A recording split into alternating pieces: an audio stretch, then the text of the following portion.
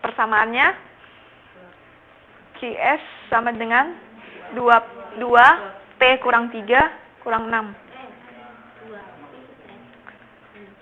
2 dalam kurung Pi kurang 3.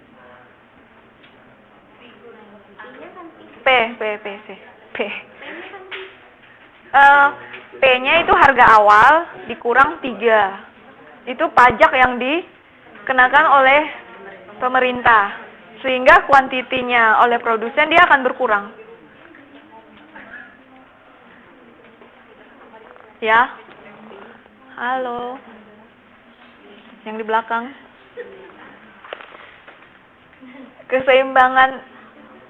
Keseimbangan sesudah adanya pajak. Kita kan mau cari berapa banyak pergeseran kurva penawarannya. Kita masukin,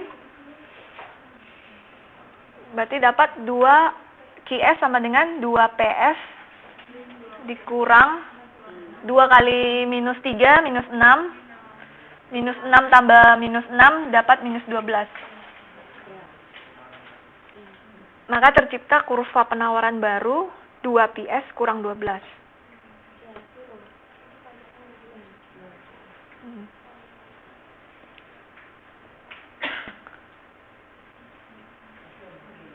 Nah, kalau keseimbangan baru QS sama dengan QD sama dengan QS.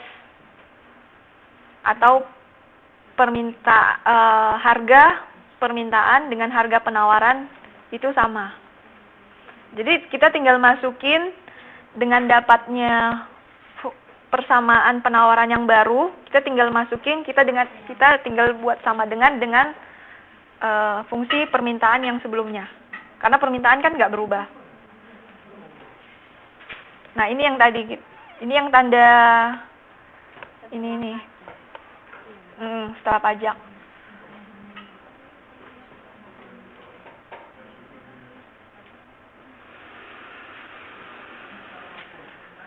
Kurva permintaan tetap kan? Berapa? 15 kurang P. Dan untuk kurva penawaran, dia udah berubah karena kita masukin kurang 3 di harga, di price-nya, harga. Kurva penawaran dapat persamaan baru 2P. P itu dengan harga setelah pajak. Nah, oke. Dapat ini, fungsi persamaannya dapat ini. Maka kita langsung seperti hukum keseimbangan, berarti QS sama dengan QD atau PS sama dengan PD. Tinggal kita masukin persamaan permintaan dengan penawaran yang baru. Dengan itu kita dapat berapa, harganya berapa. Misalnya dengan ini 15 kurang P sama dengan 2P kurang 12. Keseimbangannya dapat 9. Benar ya? P 3P 15 tambah 12 2 bagi 3 dapat 9. Dari 9 ini berarti kita masukin 2 kali Q-nya berapa? Masukinnya gimana caranya? Berapa? Masukkan dalam persamaan ya. 18 kurang 12 dengan. Maka ini yang P9 dan Q-nya 6 itu sebagai apa? Titik keseimbangan baru. Oke. Jadi beban pajak yang ditanggung konsumen itu dari dapat harga yang 9 ya, setelah 9 dikurang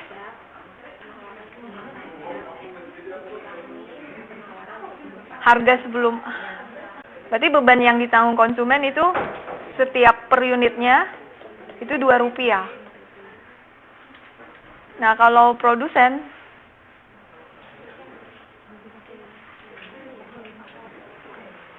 berarti yang dikenakan oleh pemerintah itu pajak yang dikenakan pemerintah 3 ya.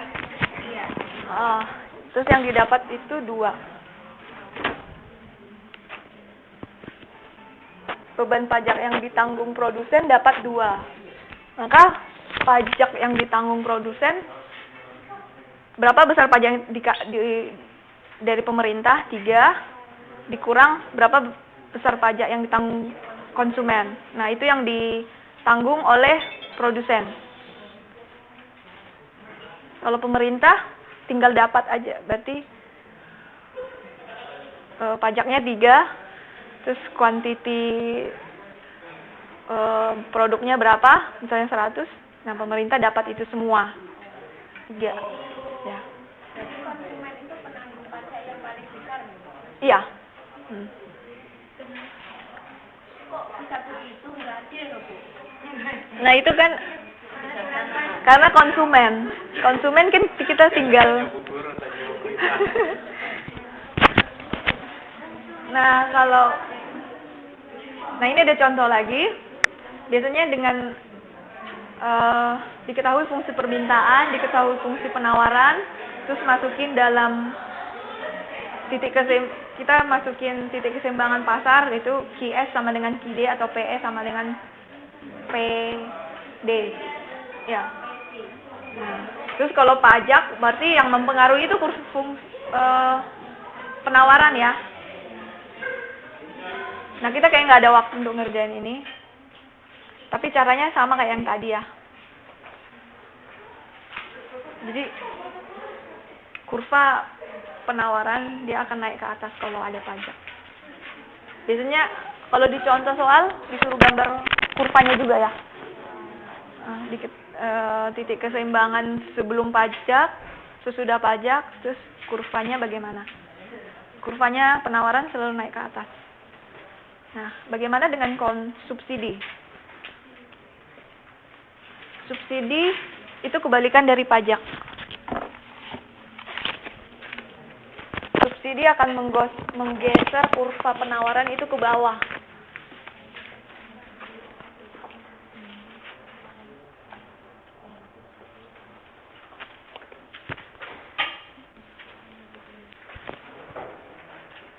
Seperti ini nih. Dia akan ke sini. Kalau pajak, dia akan naik ke atas.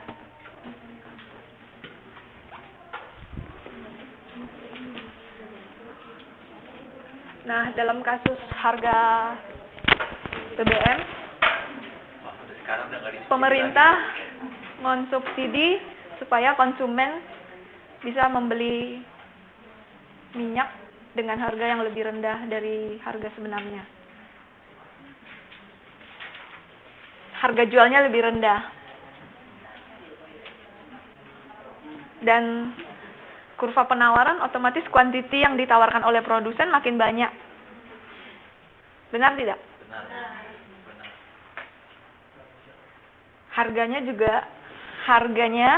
Harga sesudah subsidi itu lebih rendah dari harga keseimbangan sebelumnya.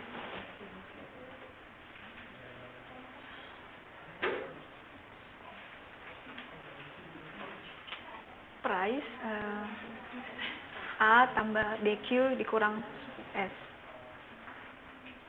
Ini mempengaruhi penawaran juga.